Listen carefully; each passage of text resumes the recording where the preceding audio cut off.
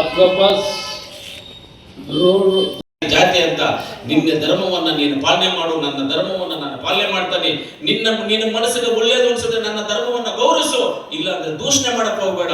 ಅದೇ ರೀತಿಯಲ್ಲಿ ನಾನು ಅಷ್ಟೇ, ಯಾರೇ ಆಗಲಿ ಪ್ರತಿಯೊಬ್ಬರು ಒಂದು ಧರ್ಮದ ಮೇಲೆ ದೂಷಣೆಗಳು ಮಾಡಬಾರ್ದು. ಆ ಧರ್ಮವನ್ನ ಪಾಲನೆ ಮಾಡುವಂತ ಆಸಕ್ತಿ ಇದ್ರೆ ಧರ್ಮವನ್ನ ಪಾಲನೆ ಮಾಡಬೇಕು. ಇಲ್ಲದಿದ್ರೆ ಆ ಧರ್ಮದ ಬಗ್ಗೆ ನಾವು ದೂಷಣೆಗಳು ಮಾಡೋದು, ಮಾತಾಡೋದಾಗ್ಲಿ, ಆ ಸಬ್ಜೆಕ್ಟ್ ಬಗ್ಗೆ ಆಗಲಿ ಎತ್ತೋದಾಗ್ಲಿ ನಾವು ಬಿಟ್ಟು ಈ ಭಾರತೀಯರು ಅನ್ನೋದನ್ನ ನಾವು ಕಲ್ತುಕೊಂಡು ಮುಂದಕ್ಕೆ ಹೋದ್ರೆ ಈ ಭಾರತ ದೇಶದಲ್ಲಿ ಬಾಳೋದಕ್ಕೆ ಎಲ್ಲರಿಗೂ ಒಳ್ಳೆ ಅವಕಾಶ ಇದೆ. ಭಾರತ ದೇಶದ ಫ್ರೀ ಯಾವ ದೇಶದಲ್ಲೂ ಇಲ್ಲ.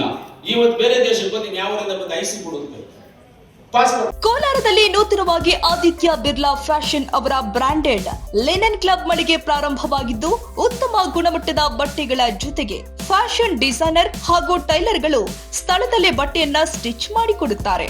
ಹಾಗಿದ್ರೆ ಹಿಂದೆ ಭೇಟಿ ಕೊಡಿ.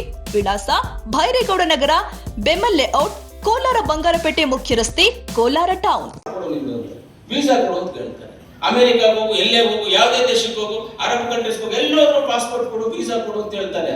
ಆದ್ರೆ ಭಾರತ ದೇಶದಲ್ಲೆಲ್ಲ ಕೇಳ್ತಾರ?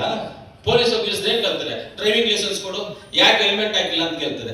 ಹೆಲ್ಮೆಟ್ ಹಾಕಿದ್ರೆ ನಾವೆಲ್ಲ ಕೆಳಗಡೆ ಸಾಯ್ತೀವಿ ಅಂತಪ್ಪ ಪೊಲೀಸರು ನಮ್ಗೆ ಸೇಫ್ಟಿಗೆ ಕೇಳ್ತಾರೆ. ಅವರು ಅಷ್ಟೇ ಅಲ್ಲ ಕೇಳೋದು, ನೀನ್ ಯಾವ ಊರಿಂದ ಬಂದೆ, ಎಲ್ಲಿಂದ ಬಂದೆ, ಏನ್ ಮಾಡ್ತಾ ಇದ್ದೆ ಅಂತ ಕೇಳ್ತಾರ. ಭಾರತ ದೇಶ ಅಂತ ಫ್ರೀ ಆಗಿ ಇರುವಂತದ್ದು ಈ ಭಾರತ ದೇಶ.